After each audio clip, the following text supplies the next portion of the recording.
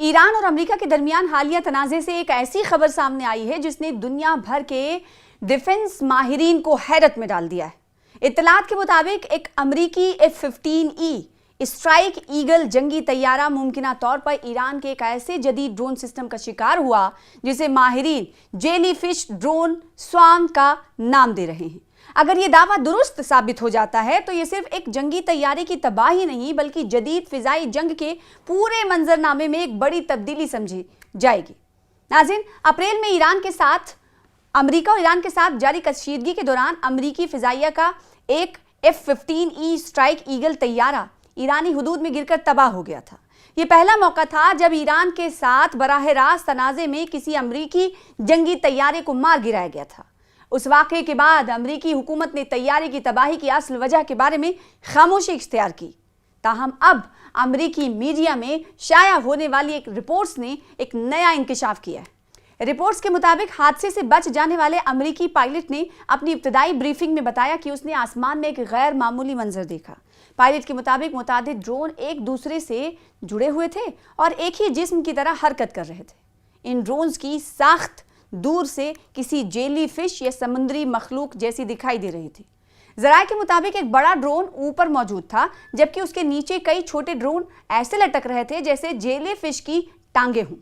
یہی وجہ ہے کہ امریکی انٹیلیجنس حلقوں میں اسے جیلی فش ڈرون سوارم کہا جا رہا ہے۔ پائلٹ نے اپنی بریفنگ میں دعویٰ کیا ہے کہ جب وہ طیارے سے ایجیکٹ کر رہا تھا تو اسے آسمان میں ڈرونز کا ایک پورا جال دکھائی دیا جو ایک فضائی بارودی سرنگ کے میدان جیسا محسوس ہو رہا تھا۔ تاہم امریکی انٹیلیجنس حکام اس بیان کا محتاط انداز میں جائزہ لے رہے ہیں کیونکہ حادثے کے وقت پائلٹ شدید زخمی تھا اور اس کے سر پر چوٹ بھی لگی تھی۔ اب سوال یہ کہ آخر یہ جیلی فش ڈرون سوارم ہوتا کیا ہے؟ اس کے بارے میں جان لیتے ہیں۔ دفاعی ماہرین کے مطابق یہ دراصل ایک جدید ڈرون نیٹ ورک ہے جس میں ایک بڑا مادرشپ ڈرون مرکزی کمانڈ پلیٹ فارم کے طور پر کام کرتا ہے جبکہ متعدد چھوٹے ڈرون اس کے ساتھ جڑے رہتے ہیں۔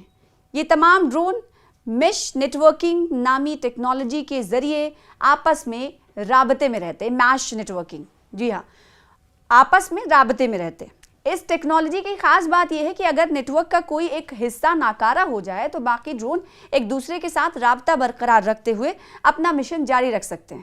ماہرین کے مطابق یہ ڈرون سسٹم دشمن کی جنگی تیاریوں کی نگرانی، ان کا تعاقب یعنی پیچھا اور ضرورت پڑنے پر حملہ کرنے کی صلاحیت رکھتا ہے۔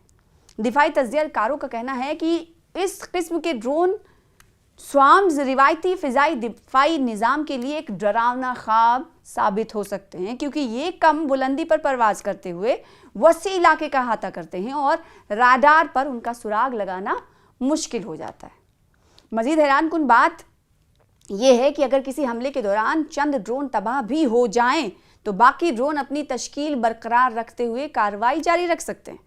امریکی اور مغربی ماہرین کا خیال ہے کہ اس نوعیت کی ٹیکنالوجی اب تک صرف چین اور روس جیسے ممالک کے پاس موجود سمجھی جاتی ہے، لیکن اگر ایران واقعی اس صلاحیت تک پہنچ چکا ہے تو یہ مشرق وسطیٰ میں یعنی مڈل ایسٹ میں طاقت کے توازن کو تبدیل کر سکتا ہے۔ دفاعی ماہر بریٹ کا کہنا ہے کہ ایران برسوں سے ایسی جنگی ٹیکنالوجیز تیار کر رہا ہے جو امریکہ کی روایتی فوجی برتری کا توڑ ثابت ہو سکے۔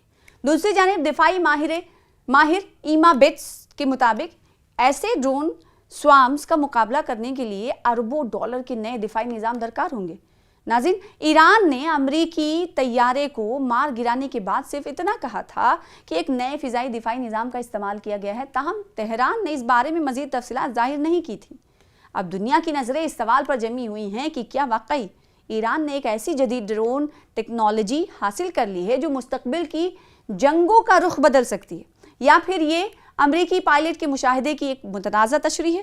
جواب جو بھی ہو، ایک بات واضح ہے کہ جدید جنگیں تیزی سے ڈرونز، مصنوعی ذہانت اور خودکار ہتھیاروں کی طرف بڑھ رہی اور آنے والے برسوں میں میدان جنگ پہلے سے کہیں زیادہ پیچیدہ اور خطرناک ہو سکتا ہے۔